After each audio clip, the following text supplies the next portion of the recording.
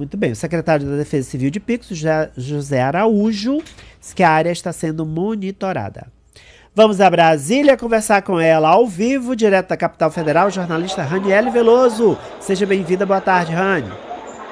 Obrigada, Ari. Boa tarde a você e a todos que nos acompanham ao vivo direto de Brasília. Bom dia de expectativas aqui no Congresso Nacional, depois da aprovação do PEC ontem à noite e em dia de sessão do Congresso Nacional. Mas ainda não se sabe, Ari, se essa sessão de fato vai acontecer, porque o governo quer adiar essa sessão, que está prevista aí a análise de 32 vetos, e alguns a gente sabe que são polêmicos. Um deles é a derrubada, a expectativa de derrubada do veto de 5,6 bilhões de reais de emendas parlamentares de comissão, que não são impositivas. E o outro veto também é sobre o projeto de lei que acaba com as saidinhas. O presidente Lula, inclusive ontem, em conversa com os jornalistas, disse que a questão da família é sagrada.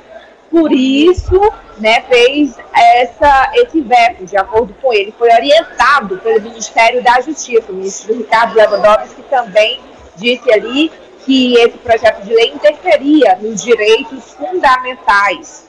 E agora a gente vai aguardar, mas a expectativa é que, de fato, o Congresso derrube esse veto. Que diz o veto é que, se permanecesse, os presos do regime semiaberto eles teriam direito a visitar sua família. Mas esses daqueles que não cometerem crimes graves, crimes hediondos ou sob violência. Bom, agora, Ari, a gente fez eu escutei alguns parlamentares hoje pela manhã, da base e também da oposição, sobre esses temas. Vamos começar, então, mostrando a fala do deputado federal Merlong Solano sobre essas emendas que foram, inclusive, liberadas nessa semana para tentar fazer com que o governo e o Congresso se comunicassem e evitar novas derrotas ao governo. É isso, o governo federal liberou mais de 2,5 bilhões de reais de emendas parlamentares. Vamos ver o que o deputado disse sobre essas emendas. Vamos lá. É um enfrentamento pesado. Nesse caso aí, a gente fica fortemente dependente do comportamento do centro político.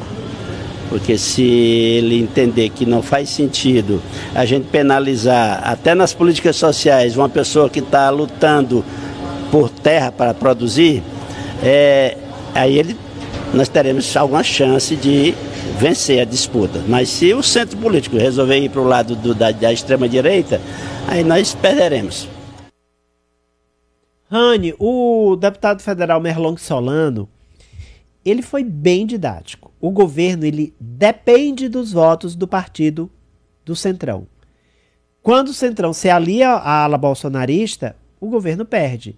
Então, é esse tipo de dependência que o presidente Lula vai ter que administrar até o final do mandato dele, né? Pois é, Ari, só uma correção.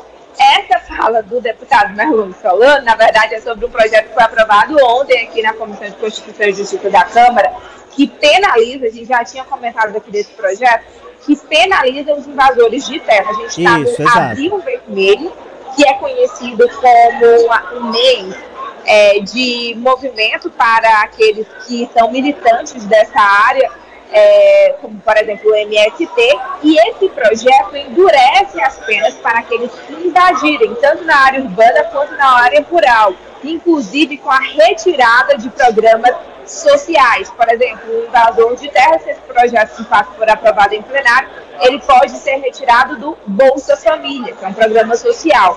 Então, endurece essas penas para os invasores, o que vai na contramão da posição do governo. E o deputado Merlong Solano, que é vice-líder do governo aqui na Câmara, ele expõe o problema, né? Ele disse que, na verdade, não se trata apenas de penalizar esses militantes que fazem, de fato, uma produção nessas terras, que sim é uma estratégia da extrema-direita. Jogou ali a culpa para essa extrema-direita. Agora, Ari, sobre essa questão da liberação das emendas, tem deputado que vê ali de forma natural, porque é a obrigação do governo, mas tem deputado, que é o caso do Merlong Solano, que vê como um empoderamento do Congresso sobre o orçamento, que o Congresso não quer abrir mão, porque o salto de 2016 para cá foi muito grande no número, no valor de emendas. Será que a gente consegue mostrar agora a fala dele? Vamos lá.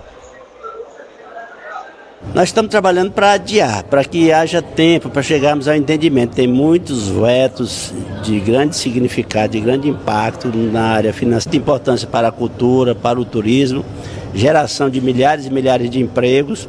Então, foi o entendimento possível. Diminuímos o número de setores, porque estava exagerado demais, eram 44 setores, tinha gente que não tinha nada a ver com o evento propriamente dito. Mas ainda foram incluídos.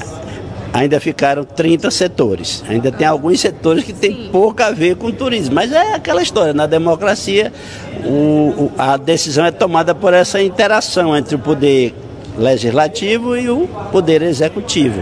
E nesse momento o legislativo estava com muita força querendo ampliar, foi preciso então o governo concordar com algumas ampliações. Tá aí então o deputado federal Merlong Solano dizendo, olha, o governo negociou, né, o ministro da Fazenda Fernando Haddad entrou em campo mais uma vez, não ficou do jeito que a oposição queria, mas o governo teve que ceder também, são 15 bilhões de reais do PERSE até 2026, e aí eu retomo aquela fala anterior do Merlong, que vale para qualquer matéria, né, que o governo Lula pretenda aprovar nas duas casas legislativas, em especial na Câmara onde ele atua.